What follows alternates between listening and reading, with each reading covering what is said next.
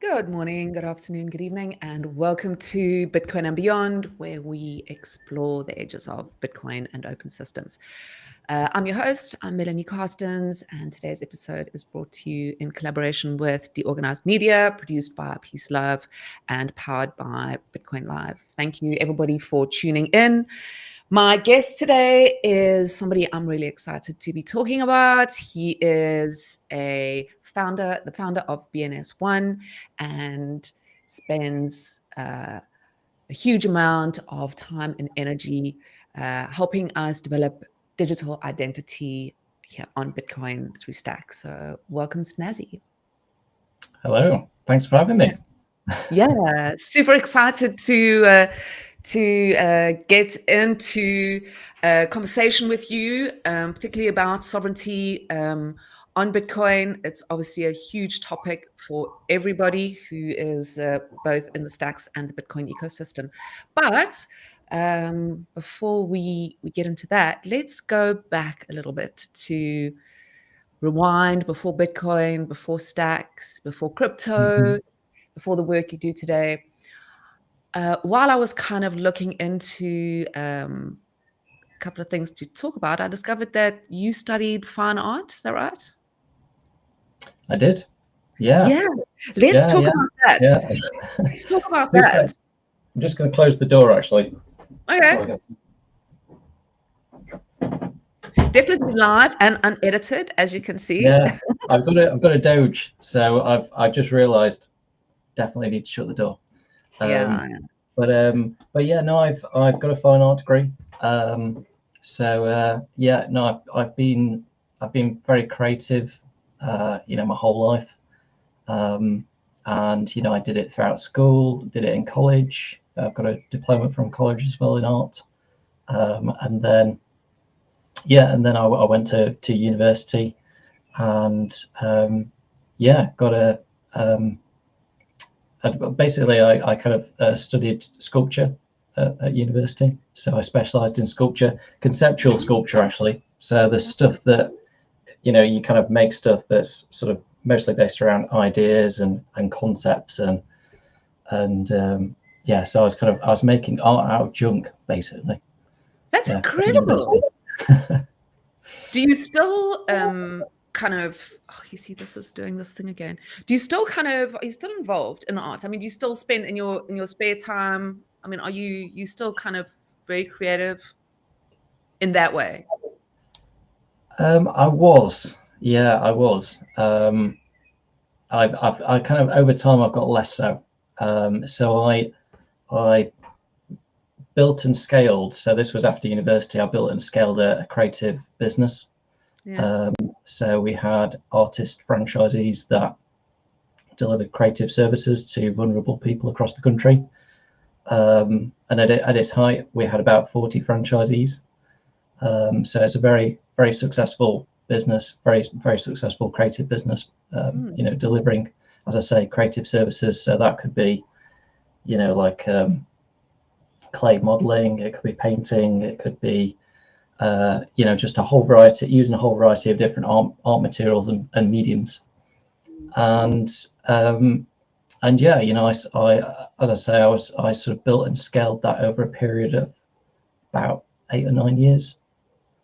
How did that Um, switch happen? Because a lot of the work that you do, even I mean, it's been 15 years, right? You've been working in sort of from the um, charitable sector, yeah.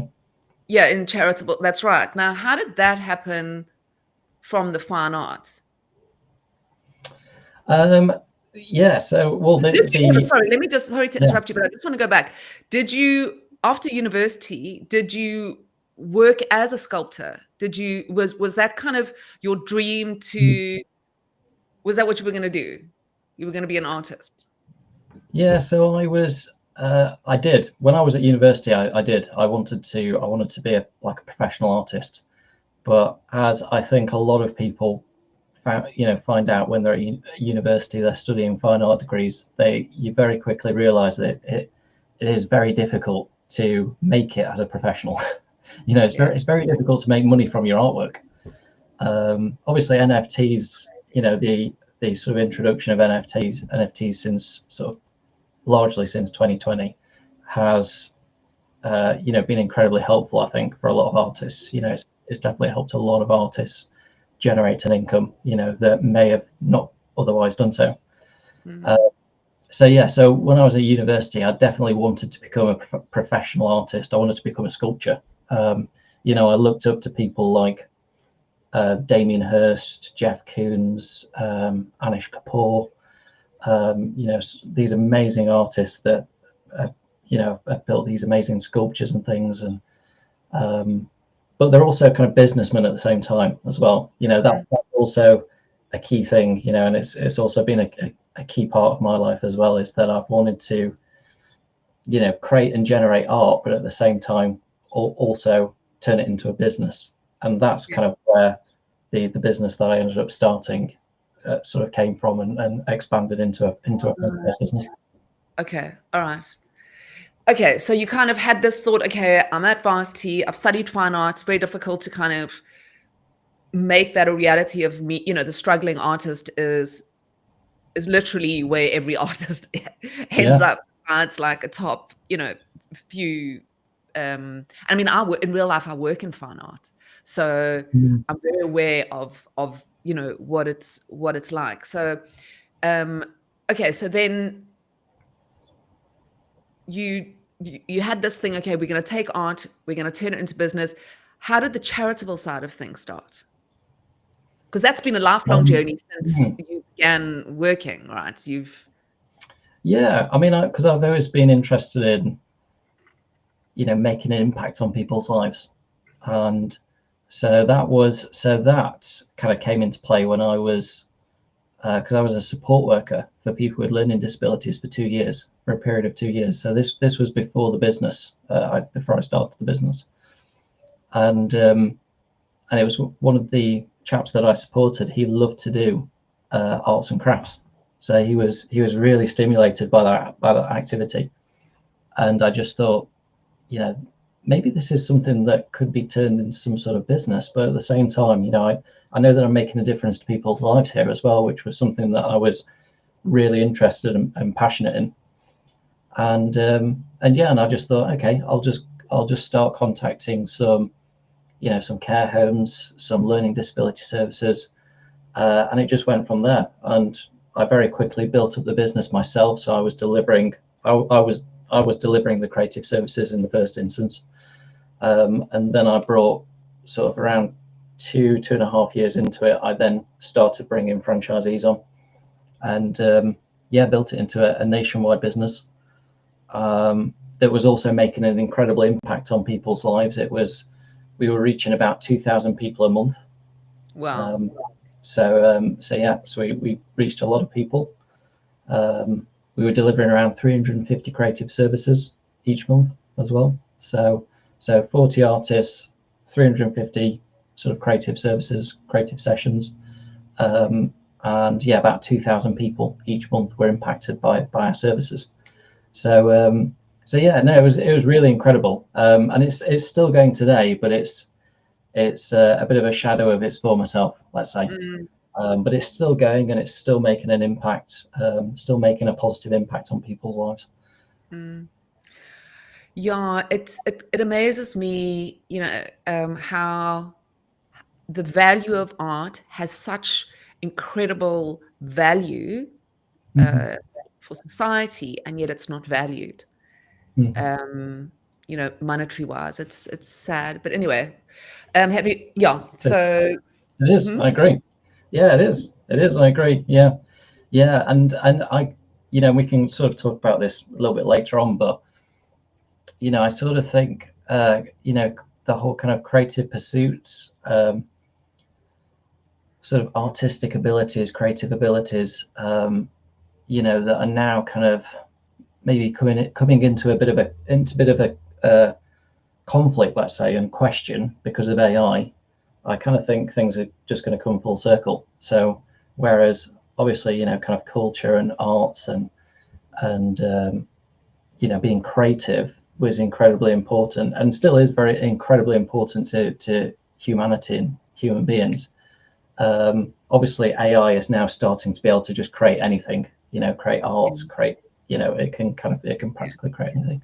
But I think in the future, we will return back to our roots, our creative roots as well. So once AI has eventually taken over, has taken control, which it sounds a bit of a scary thing, you know, we'll then have lots and lots of free time to pursue creative things.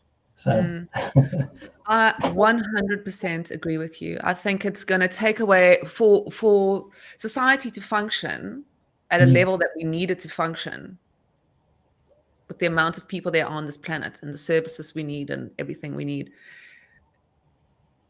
We are working at 100 miles an hour. You know, we're working, the average person wakes up, works, comes home, has something to eat, goes to sleep, and is on a hamster wheel. Where in my mind, I agree with you that a lot of those tasks that it takes to run society will be taken up by the machines, and creativity is what is going to have its day, you know, moving into this creative economy. yeah, But absolutely. yeah. Yeah, So that's it. Yeah, so yeah, as I was saying, you know, with regards to the business being a shadow of its former self, the reason why I say that is because COVID threw a bit of a spanner in the works, as it did for, you know, millions of service-based businesses across the world. You know, because obviously the whole world went into lockdown. The UK was just the same, and the care sector in particular in the UK was in lockdown for a period of 2 years. So it was, yeah, it was an incredibly tough time. You know, incredibly tough time, obviously, for the care sector and for older people, you know, because many people couldn't, many of the older people couldn't see their family members, you know, their sons and daughters, their loved ones, and vice versa. So, but also obviously for my creative business, you know, my yeah, where you need franchising. to interact with people on a day-to-day basis, impossible. I still can't believe we Yeah, lived through that. Honestly, every now and then it like flashes, I get a flashback. And I'm like, yeah, did that really happen or did I watch a movie? Anyway, tell yeah, me about yes, your first encounter with Bitcoin. Did that, like very many people, happen, yes. or your deep interest through COVID, or was there a sort of a period before where you had encountered or your interest had been sparked in Bitcoin?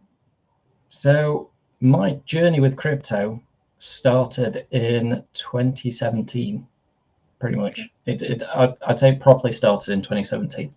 So that was when I started looking into Bitcoin, into Ethereum, into Litecoin. Um, I think XRP was another one. Then we very quickly in 2017, you might not remember this. Did you join crypto in 2017? You part of No, the but I was aware of it. 2017 group?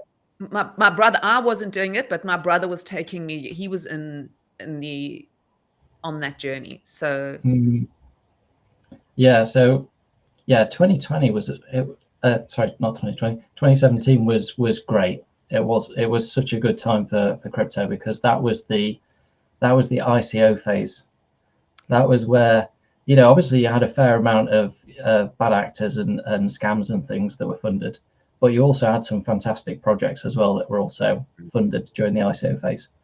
Um, and yeah, it was great, you know. Whereas obviously, you know, what we've seen in this current cycle is we've just seen people just gambling on memes, you know. Whereas at least, yes, okay, you know, to a degree, the whole ICO phase, well, you know, you were gambling on projects, but but at the same time, you know, you knew that you also felt like you were investing in something. You were investing in the future. You know, you're investing in something that was going to be a huge part of the future. You know, part of this blockchain future that yeah, we're all involved in. And yeah, that was a pretty crazy time, that 2017. So that was when I really got involved in Bitcoin, in Ethereum, other cryptocurrencies, and I just saw the potential of the space, the whole space. yeah. And then how did you move from Bitcoin into stacks? When did that happen? Also 2020, 21? Yeah. So probably it was probably around 2022, I think. Probably around 2022. So yeah, what's that, like the very tail end of that cycle, if you like. We're going into, I guess, probably going going towards the bear market at that point. So that was when I sort of properly discovered Stacks. The fact that it's a Bitcoin L2. Then I very quickly looked into BNS, and I think BNS is probably one of the first touch points actually in the Stacks ecosystem. When people enter the Stacks ecosystem, obviously they'll have their Xverse or Leather wallet, but then they'll also be thinking, okay, can I have a human readable name, behind this address? And so as I say, it's one of the first things I think that new entrants to the Stacks ecosystem see.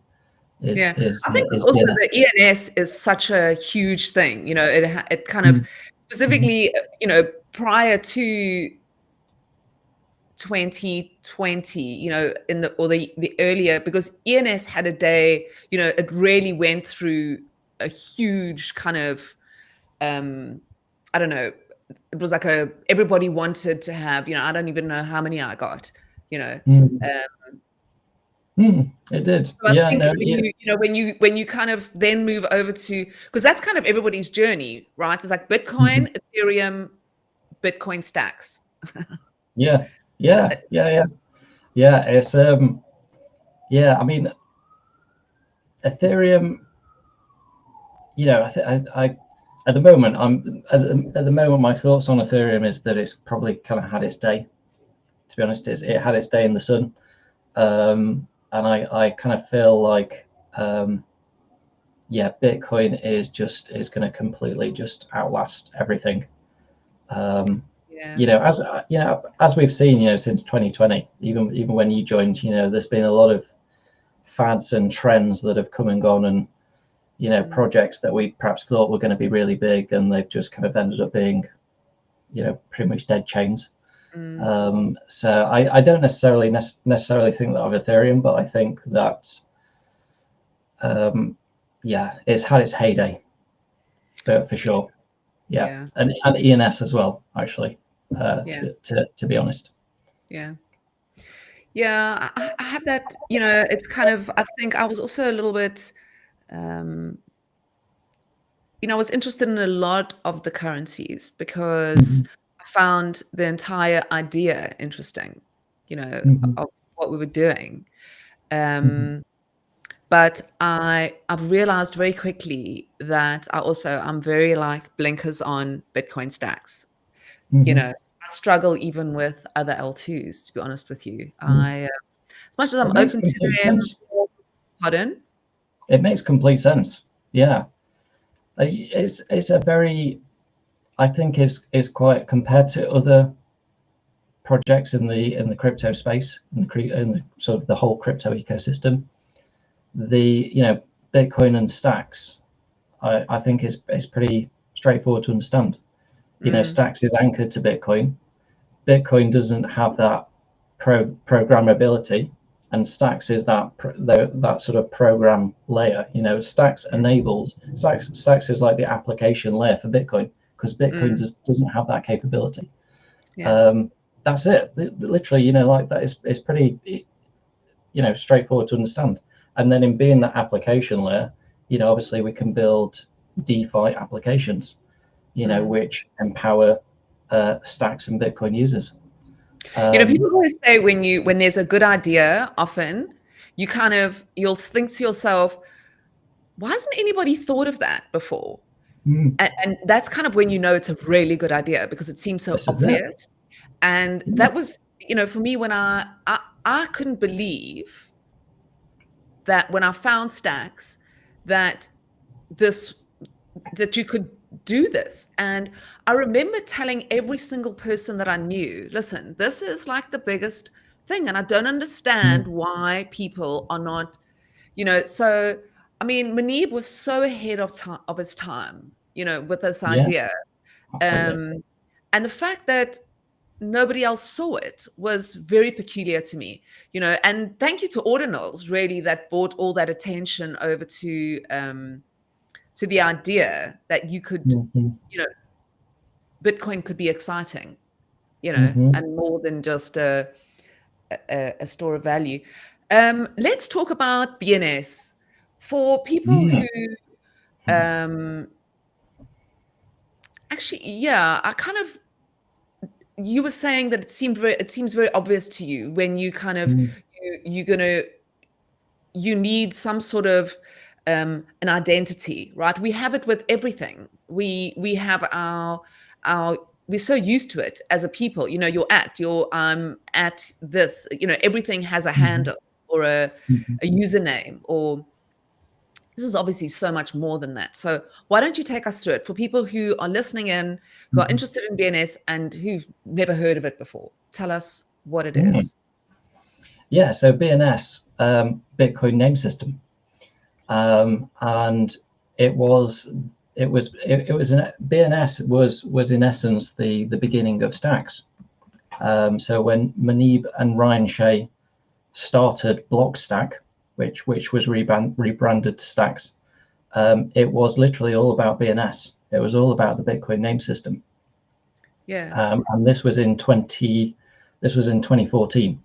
That's So actually a so great story. Do you want to are you going to take us through that story? Because I love yeah, that. I love the story of this BNS story, actually. It's a yeah, very yeah, cool yeah. story. I mean, it's important because it's Yeah. what has led Manib to obviously found Stacks, or Yeah. sort of rebrand it to Stacks, and then obviously there's ended up being a blockchain that is anchored to Bitcoin and has 100% Bitcoin finality now as well.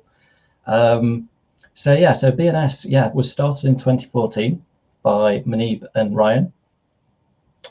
Um, it's about 11 years old now. Mm. Then in 2015, it was moved to Bitcoin. So it was initially initially based on Namecoin. So Namecoin is another blockchain, a very old blockchain, and I believe Manib and there might have been a few others like Trevor Owens. They started something called what was it called? Uh, I think it was One Name or One App. I'm Yes. trying to, the Uh, name's uh, gone out of yeah. my head. But yeah, so that was the Didn't they first sort of burn application. 40, Yeah, 40 Bitcoin? They burned 40 Bitcoin. they did. Yeah, burnt 40 Bitcoin. So that was in 2015. Yeah, to actually put it on the Bitcoin blockchain. Yeah, 40 Bitcoin. Yeah, which is Right. crazy. Yeah. Millions of dollars, basically.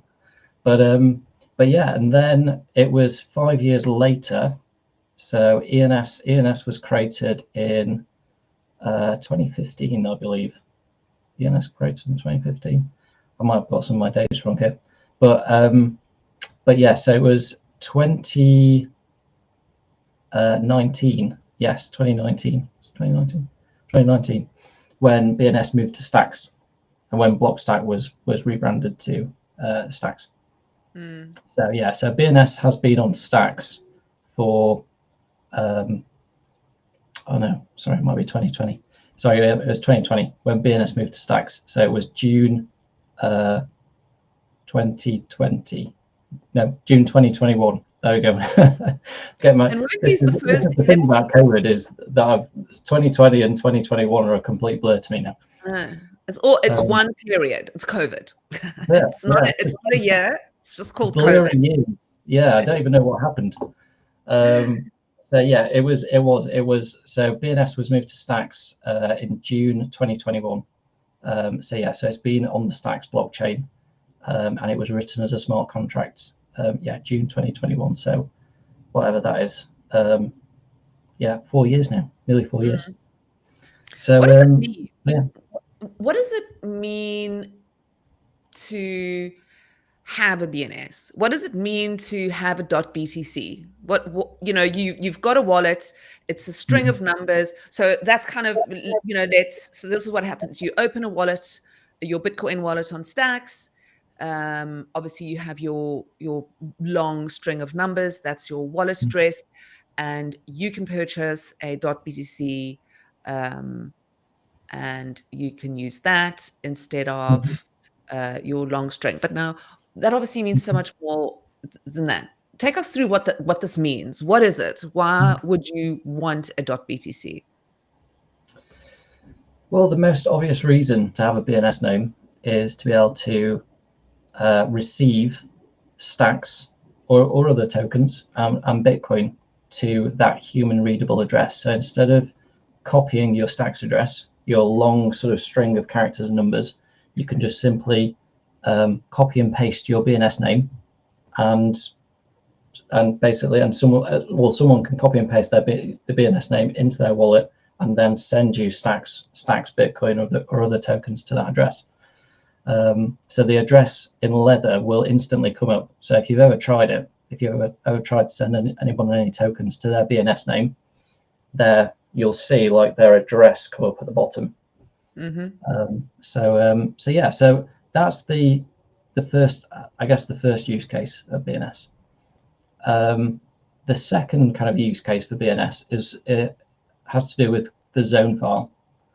So it's all of the bits of data that can be contained in the zone file. You know, like so for instance, I think with the zone file improvements at the moment, we've got room for a bit of a bio in there, so you can update some information about yourself in the zone file. I didn't know that. What is a zone Yeah. file? What is a zone file? What even is that? Yeah. I've So seen it when I got my address, and it was like get a zone file. And I was like, I just thought, okay, well, I'm just clicking on buttons. You wonder why my wallet was hacked. No, I've been very careful. What is yeah. that?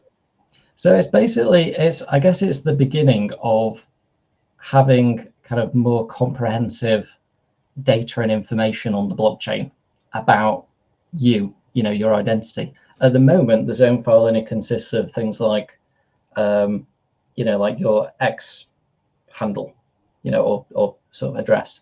There's the Nostra address that can be added there. There's a Bitcoin address that can be added as well. And that's important as well. If you are sending Bitcoin to your BNS name, you need to have that Bitcoin address in there in your zone file. What other fields are there? There might be a couple of other fields that I've missed. At the moment, it's quite simple. It's quite sort of simplistic. But the hope is in the future is that we can extend that functionality, the functionality of the zone file, so that it can be tied to your BNS name, to your address, and it can be a really key identifier of your identity, your reputation. This is me on chain, on the Bitcoin blockchain, which is obviously the most immutable, secure, trustless blockchain in the world. So that's the kind of the, I guess, the long-term attraction of BNS names, and the fact that they are both tied to stacks and Bitcoin. They have Bitcoin finality. But the zone files are at the moment quite sort of a simplistic kind of sort of list of data as to who you are, who Mel is. How do I put that info in there? On BNS One, you can do that. There we go. Nice little BNS One plug there. Okay, we're gonna get we're gonna get to that. So yeah. Okay, so right, I actually didn't even know that. Can you believe it? And I've been on it. I actually bought mel.btc there. Yeah, you did. Yeah, on BNS One. Yeah. So Yeah. I love that. And I paid, like, I didn't even care. I'm so happy I did, because at least I spent some of my stacks on a good thing. I spent, it cost me $250, which is not so bad for like a mel.btc. I mean, that is the coolest ever. Yeah. Yeah, that's very good. Not many people have their own names. So No. $250 is a steal, I'd say.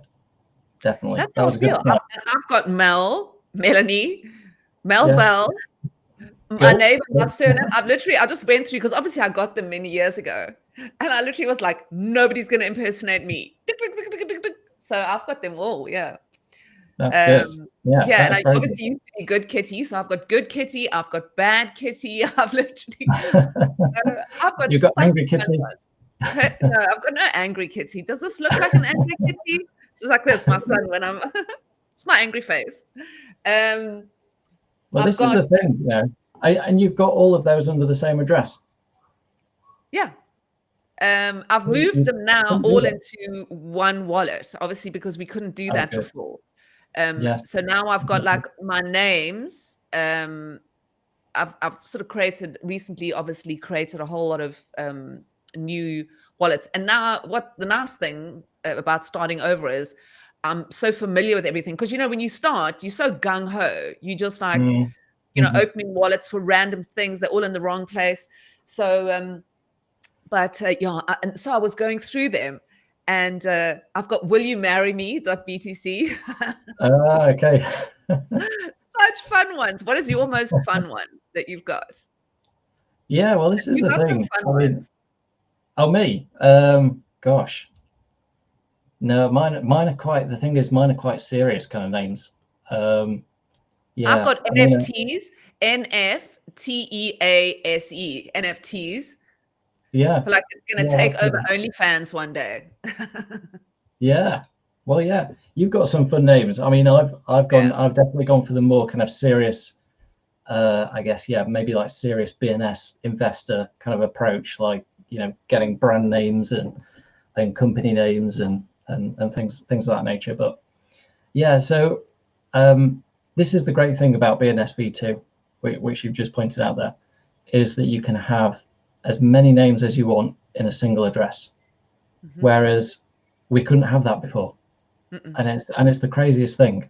Mm. But this is why on and if you've ever been into the BNS community, we have some community members that have thousands of BNS names, Yeah. and they registered those BNS names when you could only have one name per address. Yeah. So they created thousands of accounts in their leather wallet Yeah. for each BNS name. Yeah. I did. Um, I've got not that many, but for each one yeah, I did, I've got yeah, it's crazy. Yeah, yeah, it is. crazy. Yeah, it is.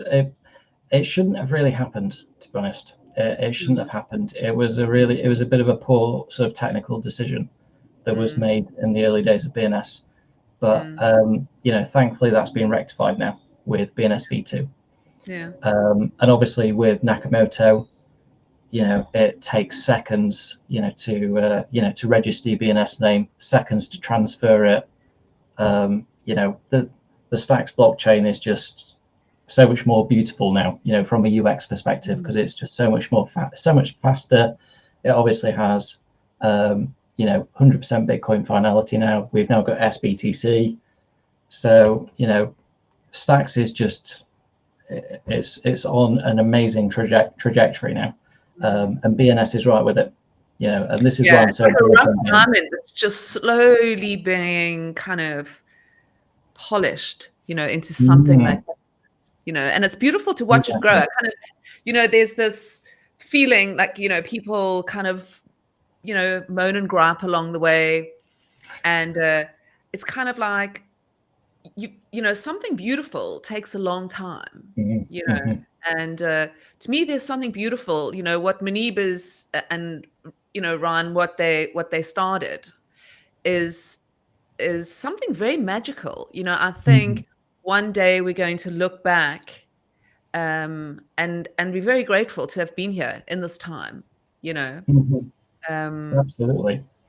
Yeah, yeah. So, I think Stacks, as I say, it's just on an incredible trajectory right now. mm, Um, and I think it will continue to pick up institutional interest as well with SBTC.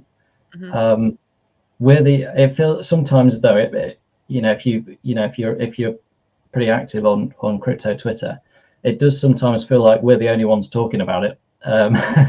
But I do think the rest of the ecosystem will catch up, and they'll be like, why the hell didn't we look into Stacks sooner? As soon as Stacks continues to catch a bid from the institutions, then we yeah. will have the rest of the ecosystem being like, damn, we need to join this Stacks train.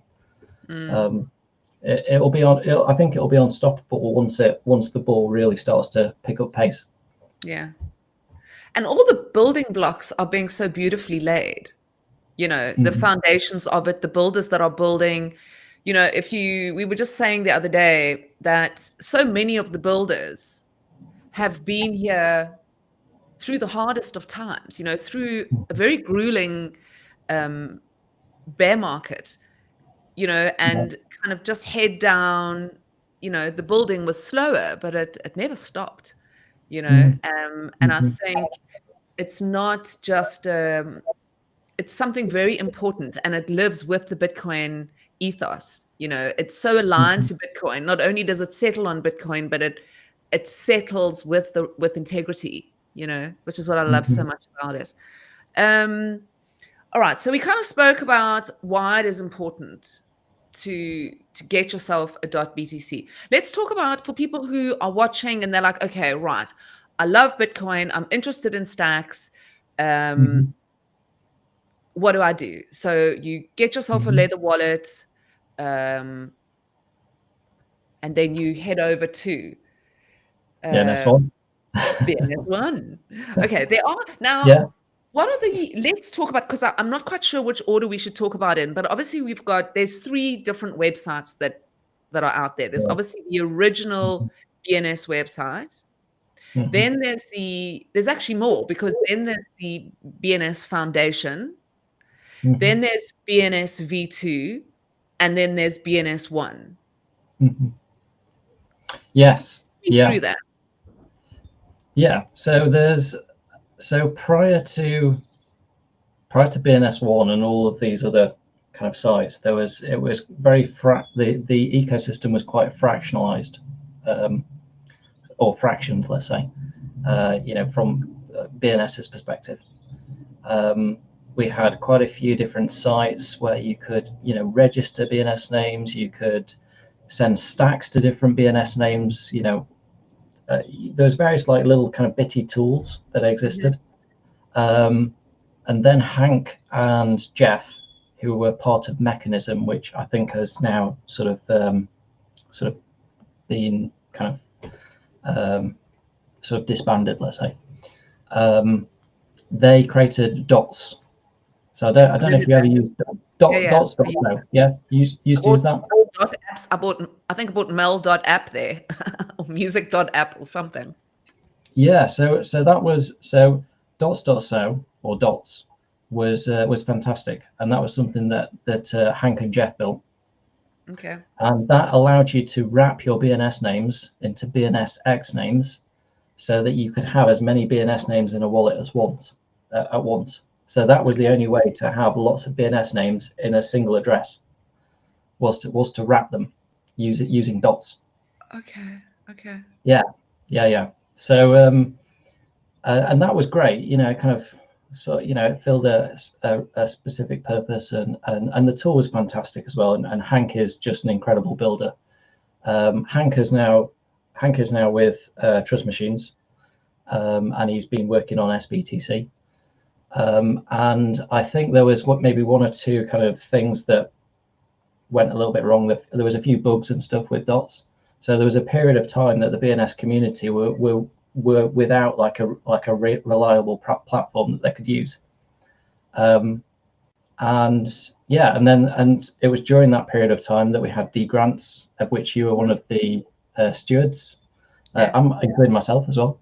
Yes. And it was during that period, well, during the early phase of that program, where I was like, okay, maybe this is the opportunity now to build the platform that the BNS community wants and needs.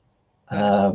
Because I'm, being a key part of the BNS community since I think since summer of 22. I Let's felt stop like I there for a was, minute. Sorry to interrupt you. yeah, We'll come back to this, because it is yeah, something I wanted to ask you. How did that happen? Like, how did yeah. we missed that kind of out. So, um, you now have found stacks, you're in stacks, a light bulb goes off, and you're like, oh my God, owning your digital identity is like obviously the future. Mm, How did you end up such an important part of the BNS community, such an important gosh. community member?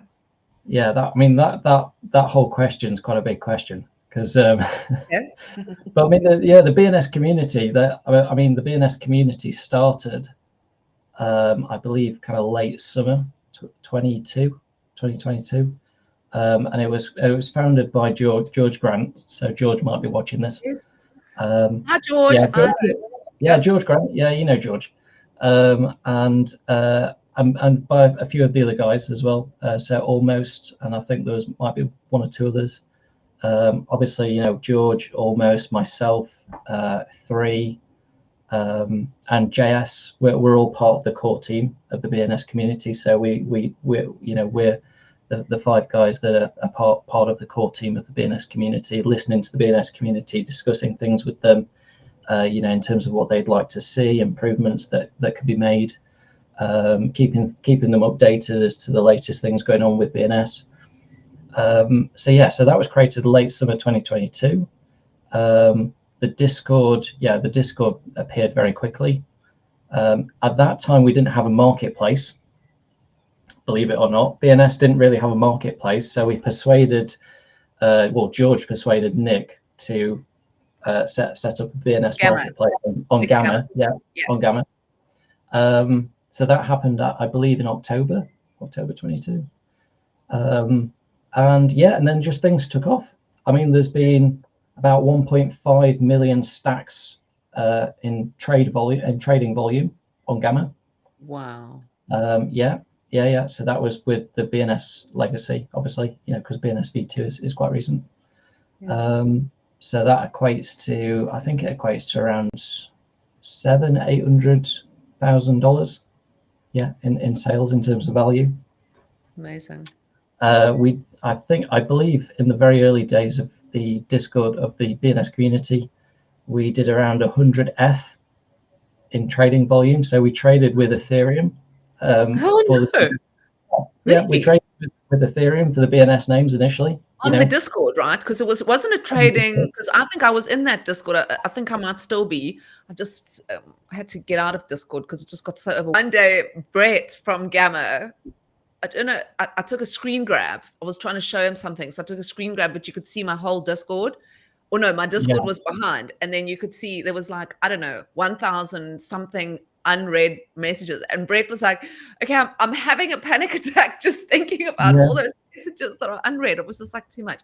But okay, so it was pretty crazy in that Discord. I mean, there was a vibe, right? With people trading these things. And you were doing it in Ethereum. How come? Why did we do that? I think it was for ease, to be honest. I know it doesn't you'd think, why wouldn't you trade in stacks? But I think it was both for ease and because a few of the core members at the time had come from Ethereum. So George initially he had come from the Ethereum ecosystem. Okay. I believe he's still part of the Ethereum ecosystem, but he had predominantly he was from the Ethereum ecosystem initially. So I think that was one of the main reasons, why we used Ethereum. But yeah, it was all done escrow. So we traded BNS names via escrow, or via George and a couple of other people. I sold, regrettably, I sold one of my 3 digits to George in the early days. Oh no. Yeah. So, but yeah, that was great. 100. It was about 100 ETH, which I think around that time pretty much did equate to around 100. It was somewhere between $100,000 to $150,000. Yeah. Just trading in the Discord. Yeah, just in Discord. Yeah. Brilliant. I mean, can you imagine? I think about that now. In the future, that's never going to happen. These are amazing, amazing times. And, the things where you could do that, where you could just say, right, let's just gung-ho trade in Discord, fantastic. That's it. Well, yeah, as I say, there was no marketplace, and there was this real demand for BNS names. Like people were like, we want all of the digits, we want all of the 3Ds, the 4Ds. And I was one of the first people, to sell my 3-digit, and I believe it was to George. But yeah, no, it was great. What was it? Can you say what it was? Was it a goodie? Can you remember? What was it? I'll never sell mine. My mel.btc. I sold a few. I sold like 1-to-1. I sold 1-to-1. Oh my gosh. I sold 1-to-1. I sold 247, so 24/7. I believe I sold that one as well. I sold some really good ones. I don't know why. Mel. I know, Um, but it's like with anything, isn't it? It's like, what was I thinking? Because it's just part of the fun. I think at the time, you're going to say to people, somebody was saying to me the other day, she used to, because in Berlin, you could just like cruise, there were bars and stuff and burger joints where you mm, could spend your Bitcoin. And mhm. she was like, spending like going out and spending like 10 Bitcoin a night, on burgers and Yeah, beers for you and your friends. And it's like, she was like, what the maybe. hell? Yeah. Yeah, So this it's is that it. same time. You kind of in this time where, everybody's doing it, it's fun, doesn't seem like there's suddenly one day, you're kind of not thinking too far. I think the Mm, longer you are in crypto, the more kind of foresight you have, or the more you realize, because you've seen it happen. You've mhm. seen the graphs kind of go on an upward, if you pull back, it's That's all it. going up. Yeah. Yeah, well, I mean, Bitcoin is digital gold. Hmm. So, it's got real scarcity. Mm, And that's why, with increased demand, and sort of in a sense, due to its scarcity, diminished supply, it hmm. increases the value. Yeah. So, at the time where you're like, oh yeah, I could use my Bitcoin to, pay for this coffee. At the time it feels like a good idea, but then you regret it like 5 years later because you're like, Crazy. damn, that coffee cost me about like $1,000. It's like spending, there's this kind of, and this is to me where I think people are going to start. This is where Stack steps in and becomes so important because, you know, I mean, I've spent Bitcoin on groceries, because our Mhm, biggest grocery store, um, it was like all the thing, you could buy your groceries with Bitcoin. mhm, And I remember like about say 3 or 4 times I went into the store and I bought my groceries with Bitcoin. And I mean, now I think to myself, what the hell? Who would yeah, spend their Bitcoin on groceries? And this is where Stacks is such a beautiful thing because you're still connected to Bitcoin. And I always think of mhm, it like Bitcoin being the gold and Stacks being the jeweler, mhm. because it's obviously bringing this beautiful thing to life and making it wearable and usable and whatever. So, Yeah, all right. So we exactly. would, Yeah. yeah. That's a good Sorry. way to think about it. Yeah, yeah, definitely.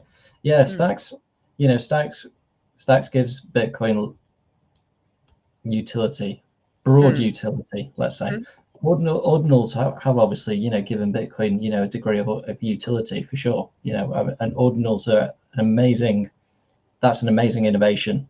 Um, but yeah, Stacks gives Bitcoin, like that that real utility. It enables Bitcoin to be able to be programmable, basically, and to be mm. used in DeFi.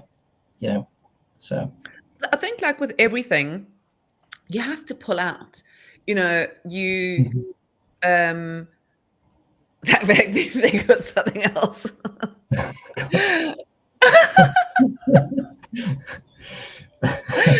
You have to take a We're step talking about back. Bitcoin now. Crypto.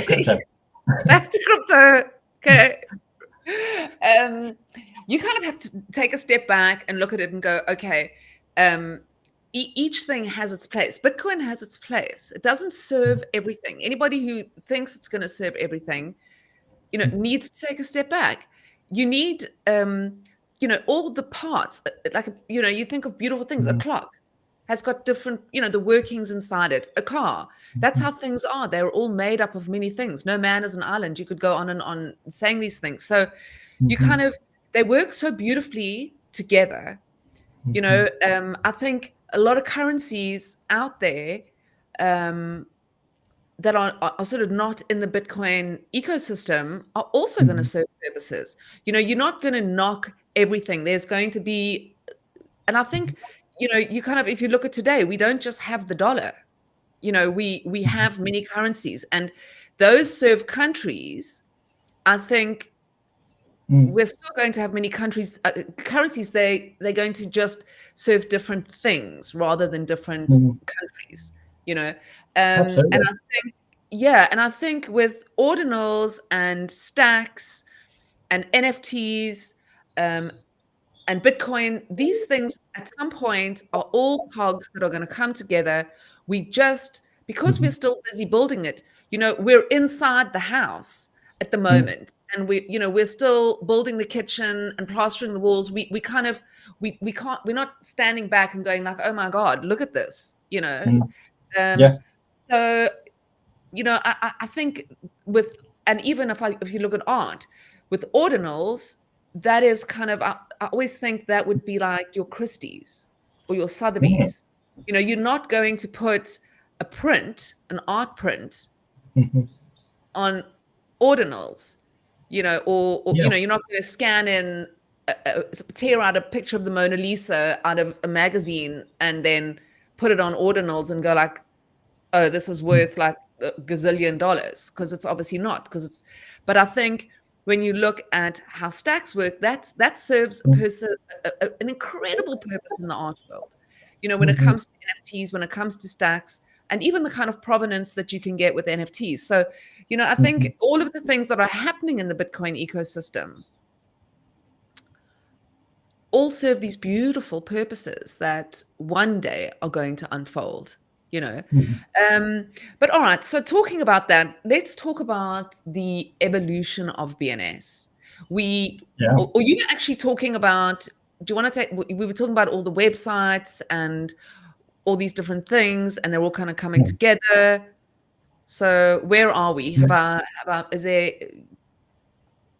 Yeah. So BNS One, yeah, I obviously came out of D grants, and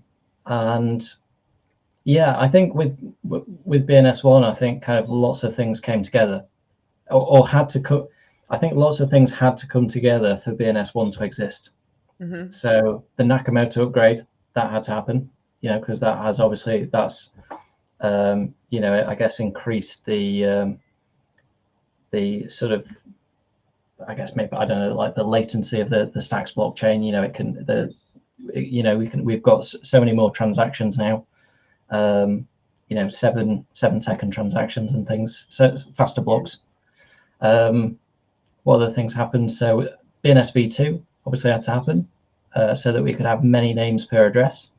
yeah, So yeah, so Stacks Nakamoto, with Bitcoin finality, BNS V2, and I think once those things were in place, for something like BNS One to exist, a platform like BNS, a comprehensive platform like BNS One, could then exist, mhm, because of those sort of initial ingredients, let's say.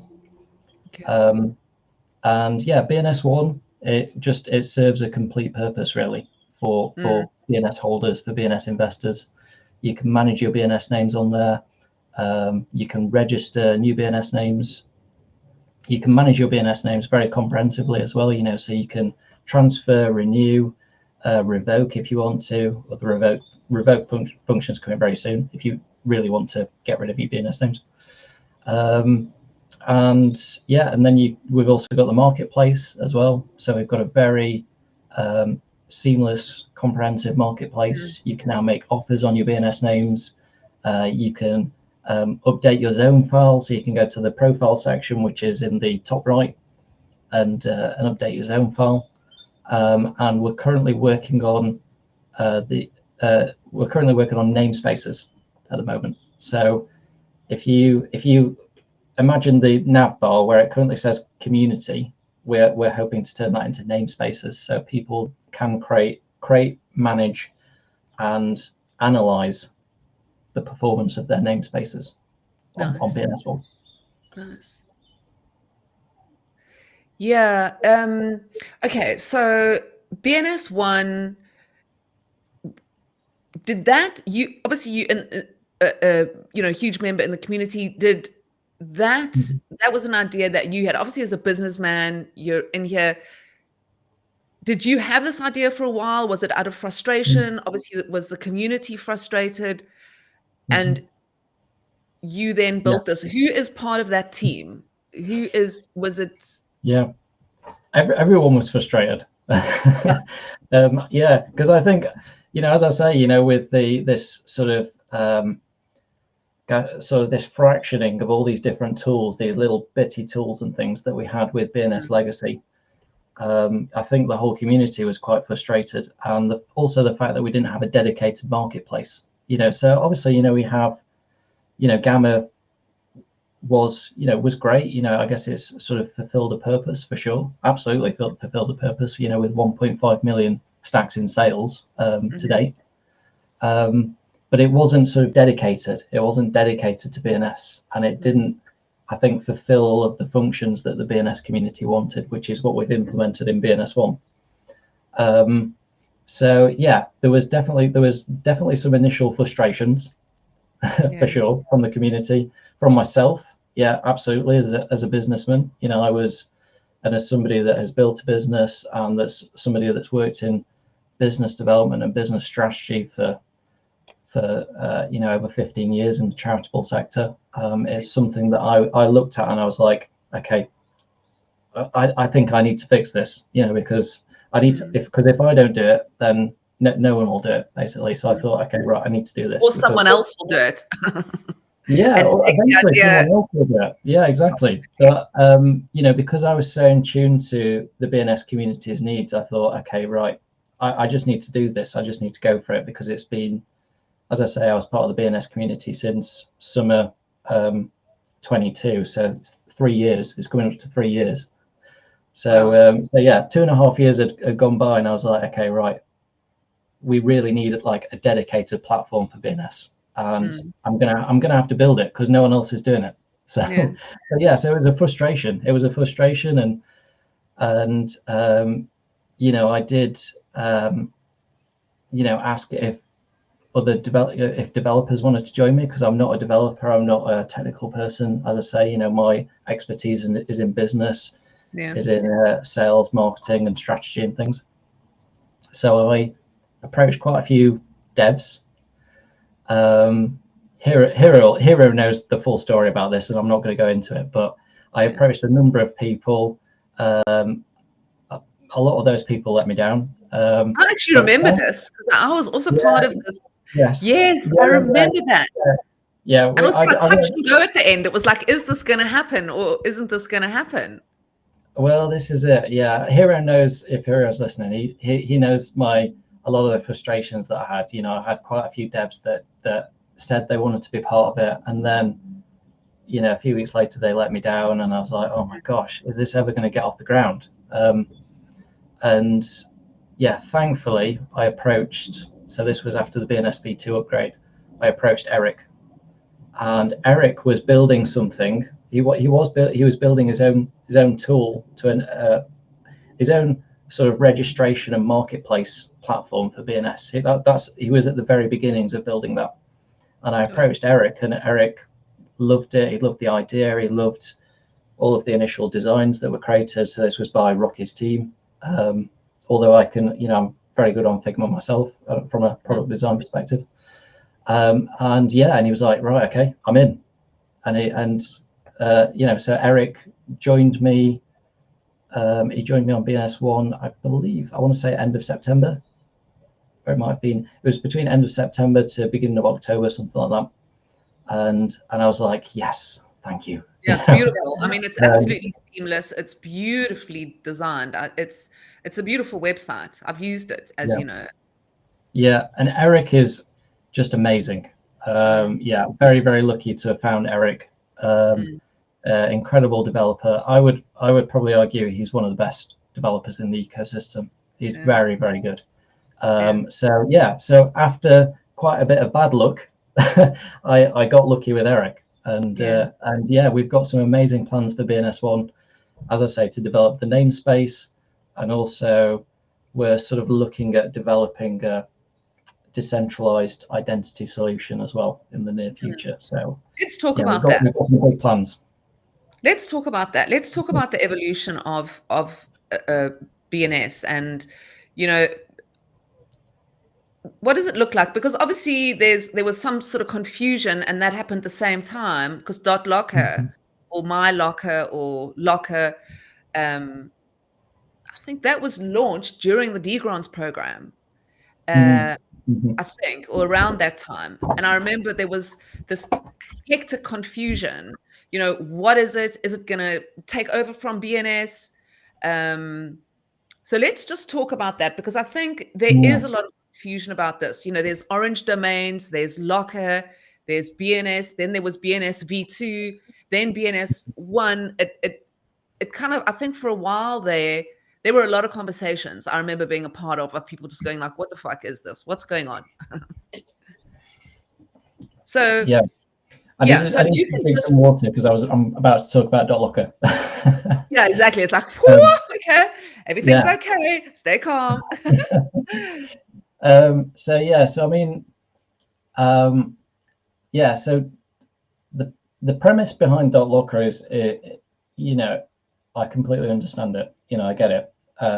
It's all about onboarding people in the Web2 space. So people that are investing in the DotLocker, which is an actual sort of ICANN TLD, ICANN approved TLD, DotLocker. Mhm, So you mhm. can have a domain that is a DotLocker domain.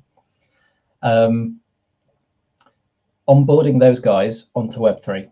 So I can understand the premise there. I can understand the fact that it would be, you would feel like it would be quite an easy thing. Okay, they're going to register Mel.locker, so surely Mel's going to want a Web3 name. That's what, Um, that is yeah, exactly what I don't understand. It's like, yeah. so I can just why don't I just go and get a .com and have it mel.com, Mm-hmm. mel.btc? Why do I have to have Mm-hmm.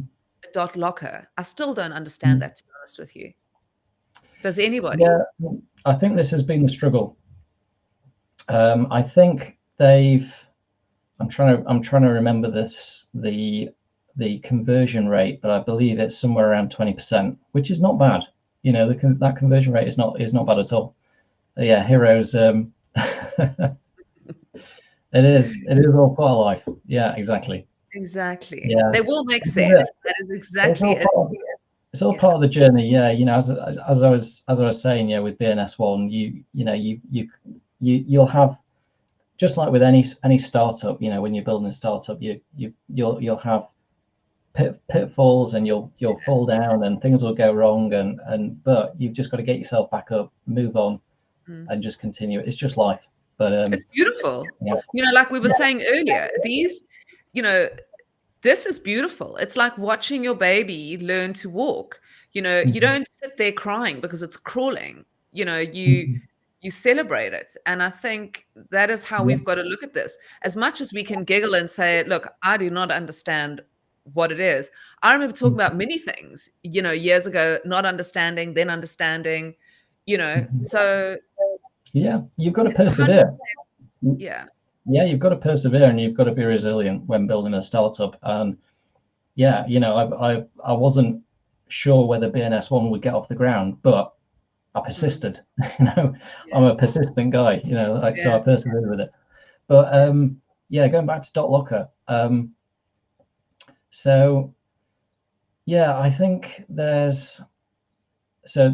had about a 20% conversion rate.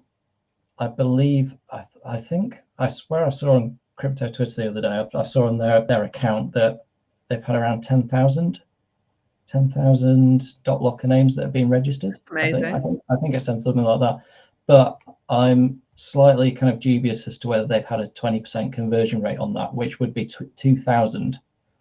Wow.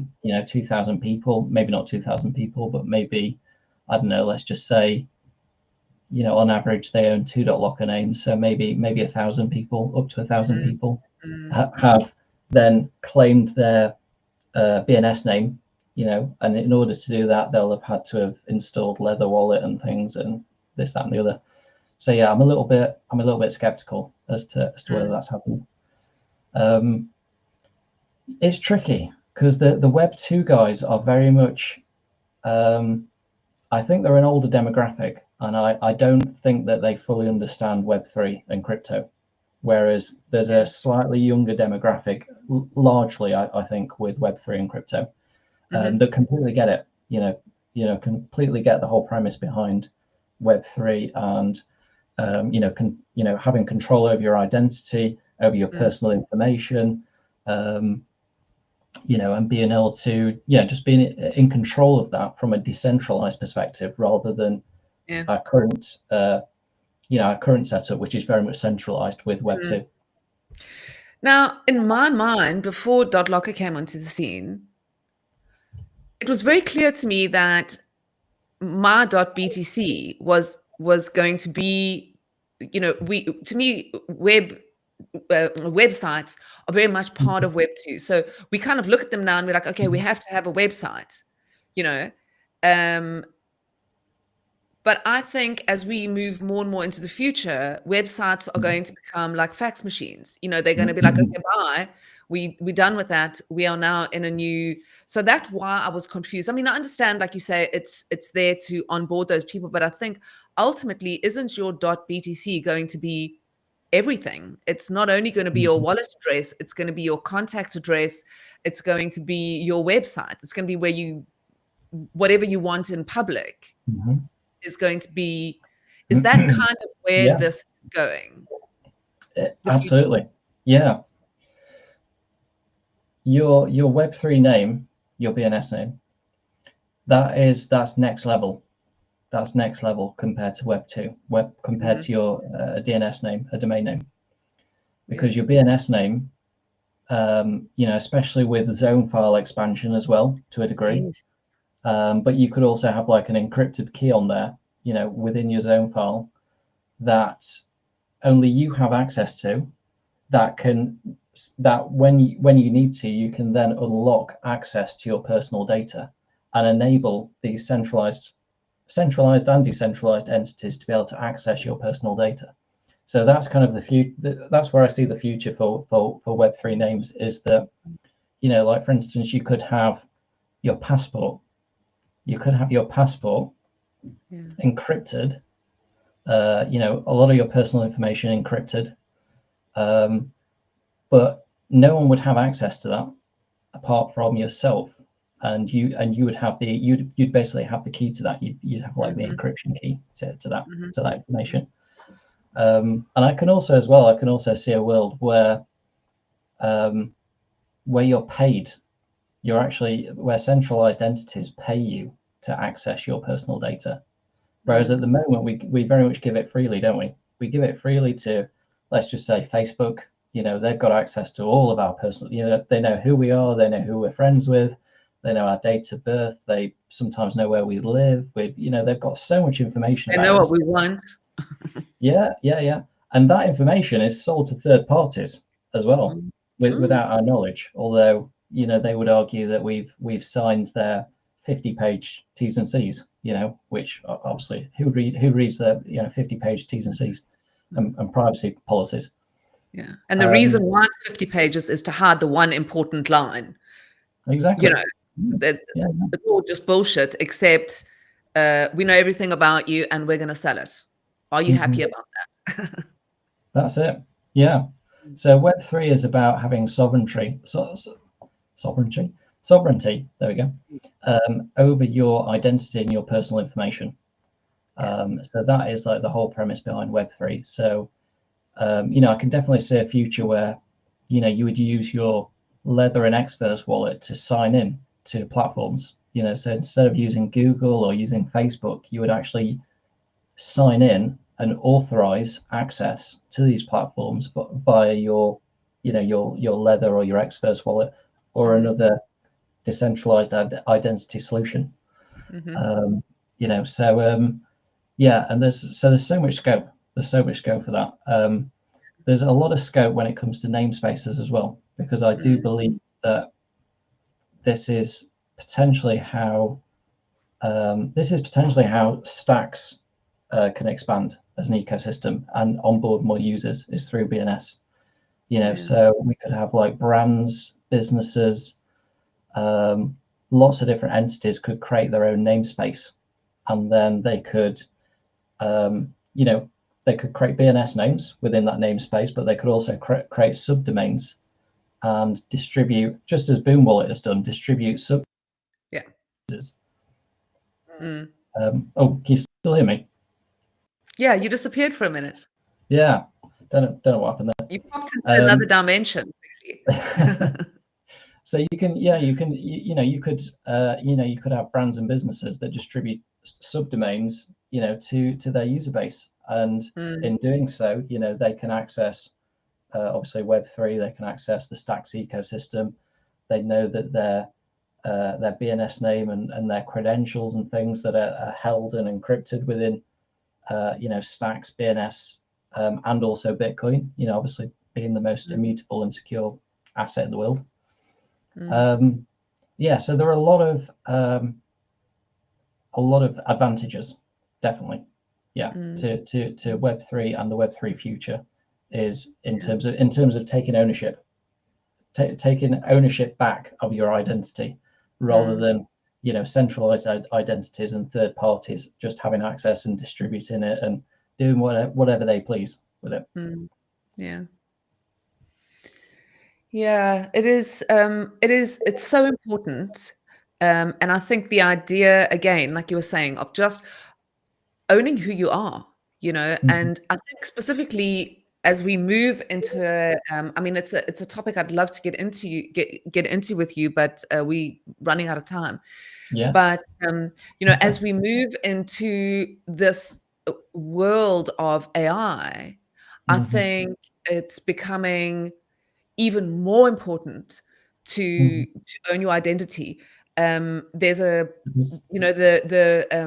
know thyself, the famous Greek philosophy quote, which I can't say in Greek or Latin. But the other day I wrote an article and I said, know me so that I may know myself. And that's kind of where we're moving with, where we're becoming an algorithm, and how much of myself will I give away if I don't own my identity? How do I own my identity as we move into a world where everything about us is Well, this is accessible? it. Yeah, well, I mean, identity fraud is incredibly prevalent. I mean, I think it costs somewhere around $45 billion a year to individuals, identity fraud globally. wow. Obviously we're seeing the use of deep fakes, and with Yeah. AI, the whole use of deep fakes is going to become even more prevalent and even more problematic. So, this is where I see decentralized identity being really, really important in the future, in terms of proof of humanity, and also proof of AI as well. For instance, if you're a business and you have an AI agent that you've sort of taken on to do a specific task for you, you want to prove that that is the actual AI agent that you're working with and not a bad actor. How are you going to do that? Okay, maybe I could verify their decentralized identity that is on the blockchain. So I think decentralized identity is going to be absolutely key as we move into this prevalent AI future that we're heading towards. Well, again, that's where things, and if I look at the Stacks ecosystem, it's a beautiful map of the future.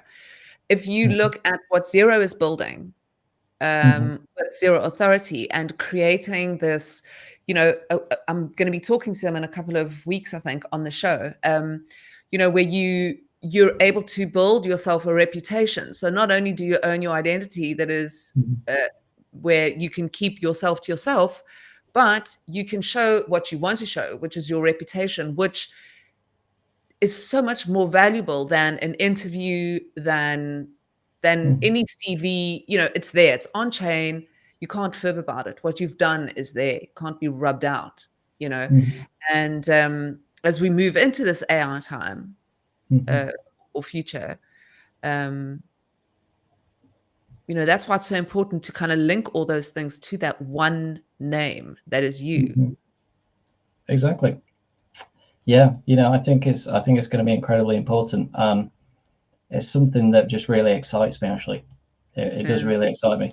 But yeah. AI, the prospect of AI, and the transformation that we're going to witness over the next 10 years is also quite scary as well. I think I don't think I don't think we fully understand what's going to happen with this. Like we're on the base of a parabolic curve, basically, Yeah. because AI doubles every 6 months.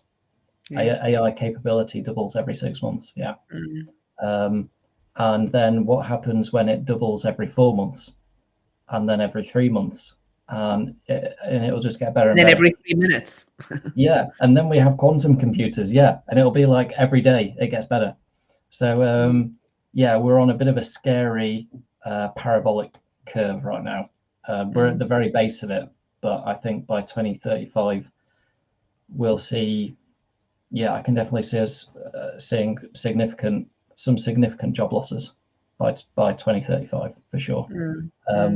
Because employers they'll stop employing. Like employment, I think employment will skyrocket.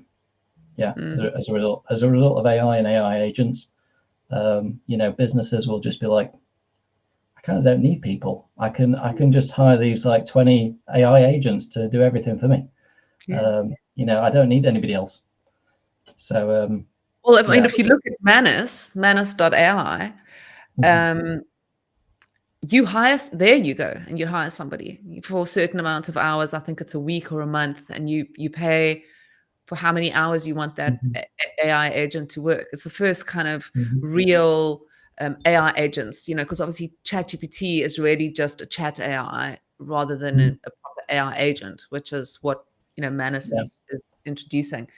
But I've been writing a lot about it lately, and the idea of I'll send them to you. The last one I wrote was an eternal consciousness, because you've got to ask with your, and again, this goes back to BNS and owning this place that is, you were talking about the key, having a key to what you want to release, because if you've given away, you think if you go back, I don't know, 10 years and you say to somebody, well, you're going to use your eye to open your phone, and people have got the phone on the desk that they're turning the numbers around, or the phone on the wall. You say, oh no, one day you're just going to pick up your phone and your eye's going to open it. People would just be like, okay, here's a hospital and here's a pill. And so I think if you sort of start looking at what's going to happen, we've given away that much of us, we're becoming an algorithm. Our consciousness is going to start living outside our bodies. And that gives you eternal life without a choice. Yeah, or with a choice. Yeah, I mean, I can definitely see a point in the not too distant future where, with the introduction of quantum computers, we have quantum simulations where we can, in essence, upload our consciousness into a simulation and live forever, basically. Yeah, absolutely. One day sending a consciousness is going to be sending an email. You're going to like sending an email. You're going to be able to send, and I've been saying this for years, the idea of sending your consciousness back and forward through time. People kind of talk about time. Oh, Mel's gone.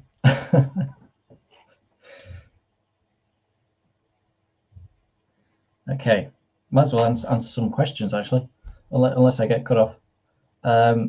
So what if I lost my BNS where I owed my identity, reputation, crime? Well, in a way, it would also be tied to your address, your Stacks address. So not necessarily tied to your BNS name, but your BNS name would be your identifier, in essence. Yeah, Mel Melt. Hey, peace. I don't know what happened. I'm not sure where she just disappeared. She must be having technical difficulties. A great show, man. Great stuff. I thought I had a hard stop at 1:30, but apparently it was her. Yeah. Like literally. Yeah. No, I really didn't have a hard stop, but I mean, it seems like and now we got. I mean, I don't I don't mind. I didn't really have a hard stop, so I can continue going. But yeah, I was just answering some of the questions actually, because Hero asked what if he lost his BNS. So yeah, as I was mentioning, that'd be tied to your Stacks address really. Snazzy. Yeah, is there a plan for some kind of abstraction to be able to recover if you have? Is there any plans for that kind of thing? Yeah, so like if you if you're, I mean, the thing is we're still sort of working this out because we are very early stage, me and Eric, with sort of working on some sort of decentralized identity solution, so we're sort of just sketching it out at the moment. But it would very much be tied to your address.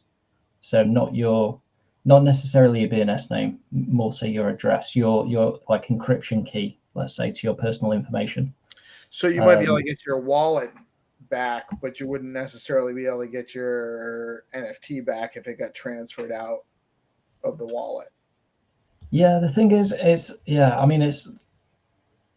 an interesting question, but I would say that is incredibly rare because only you would be able to authorize that transfer of your BNS name. Your BNS name is not just going to be spontaneously transferred out of your wallet.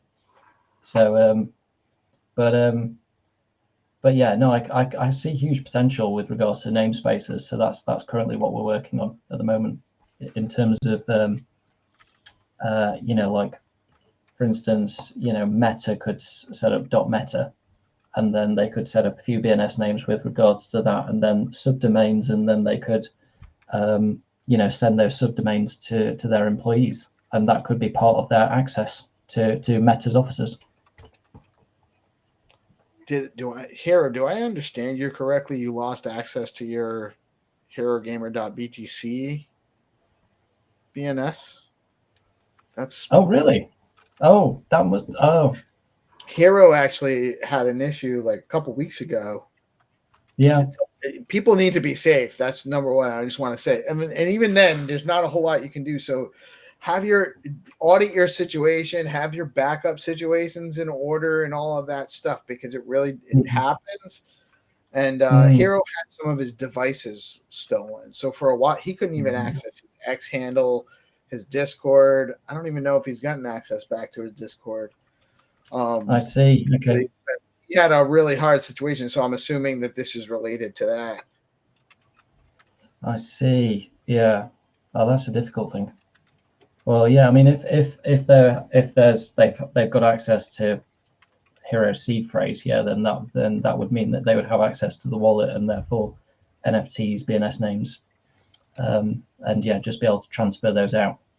But obviously, if they don't have access to the seed phrase, then yeah. Oh, he's got access back to Discord, not Telegram. Okay. But yeah, I was getting well into AI. You know what? I could talk about AI for like hours. I love it.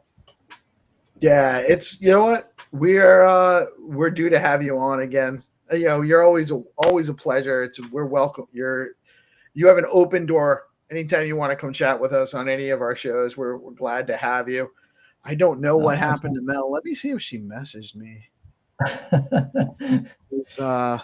It was a good my laptop died. Yeah. All right, she's asking me to close the show. Yeah, her laptop died. Okay. Okay. Sorry, Mel. This has been an excellent episode. It was great, and always, this is just another little bit of the organized, the motif. It fits right in.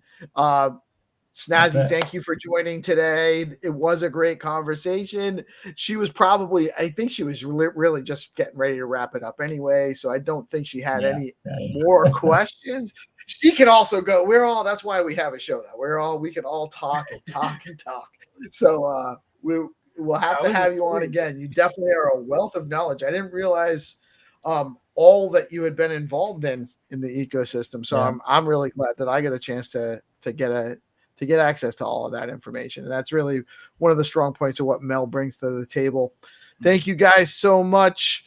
Good afternoon, good evening, and good night. As I forget how she closes out the show. I was going to try to do it like she does. But thank you for joining Bitcoin and Beyond. And Melanie will be back next Thursday with more awesome guests. And we will hope to see her on the morning show too. And she's a regular with us. Then, Snazzy, we love you. What's going on in BNS, BNS One, and all the cool stuff that you've been working on for our ecosystem. Thank you so much for what you do in our space. And we look forward to having you back again soon. Thank you guys all for tuning in today. And cheers, we'll guys. talk to you soon. Peace out.